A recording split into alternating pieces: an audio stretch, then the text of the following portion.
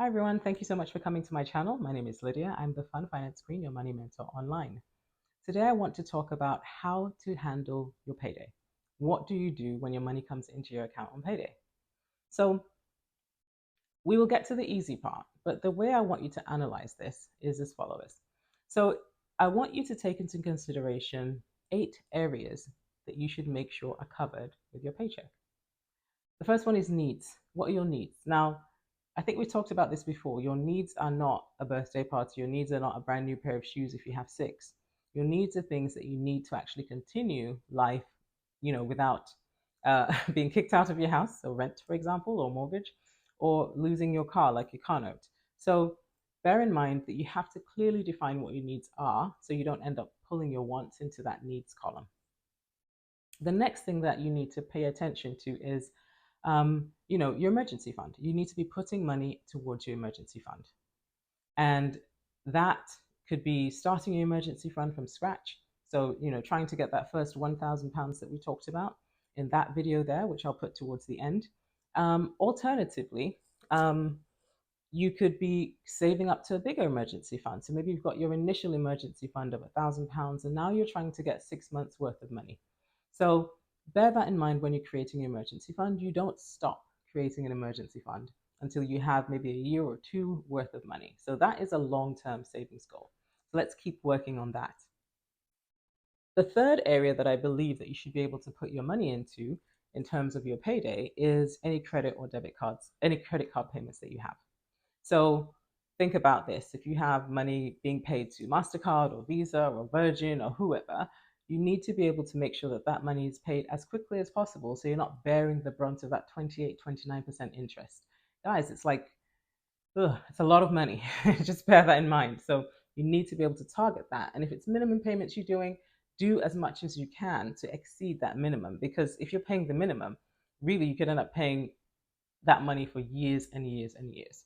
So try to avoid those payments and knock out those credit card payments as quickly as possible.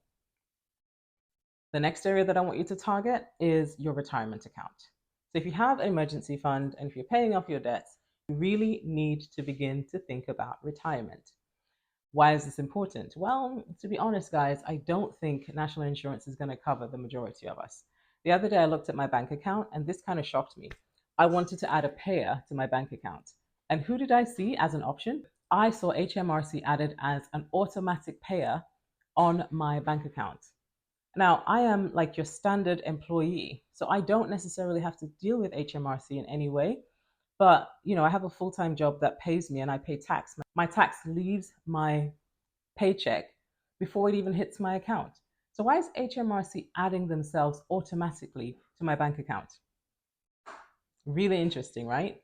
I think it's because they want to collect as much money as they can and they want to make it as easy as possible for people to make payments to them.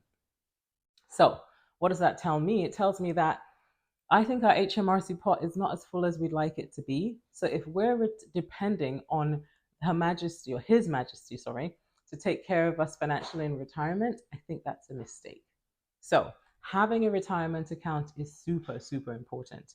Some employees do matching retirement, mine does, thankfully. So, everything I put in, they put in a certain amount as well. So, instead of paying, I don't know, £100 towards retirement, if they match it with you, you end up getting £200 every single month, and your retirement pot grows faster and faster. So, guys, pay attention to having a retirement account. Don't ignore it. It's like your birthday. It's going to come every single month until it happens. You every month. It's not a surprise to you. Retirement should not be a surprise to you either. So create a retirement account. It could be an ISA, it could be a company account, it doesn't matter. Put money towards retirement so you can actually use it when the time comes. The next one is investing in yourself.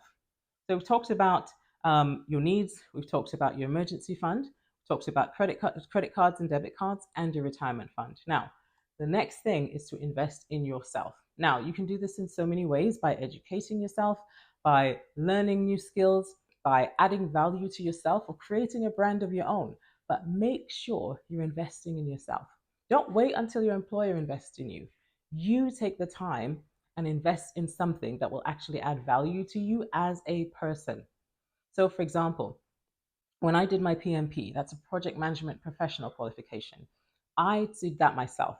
I had 2 children at the time. I would wake up at 5 o'clock in the morning and I would study for 2 hours before I ended up leaving the house.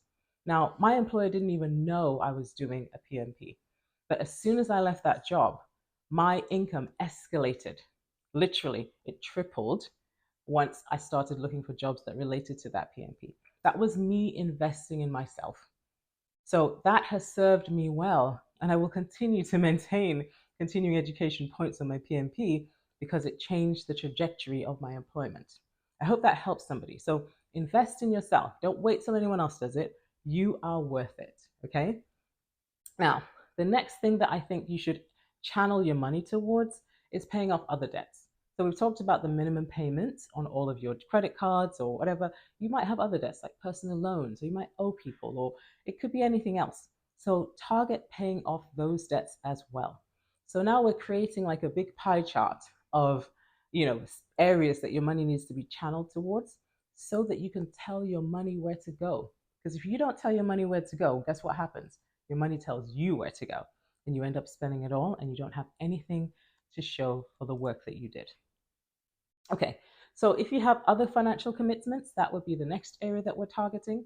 And then after that, last but not least, you can target wants. Okay, after you paid off all your debts, after you paid towards your retirement account, after you have invested in yourself, then you can consider targeting those wants. Then you can go to the mall and buy those pair of shoes that you might have wanted, or you thought you wanted or needed.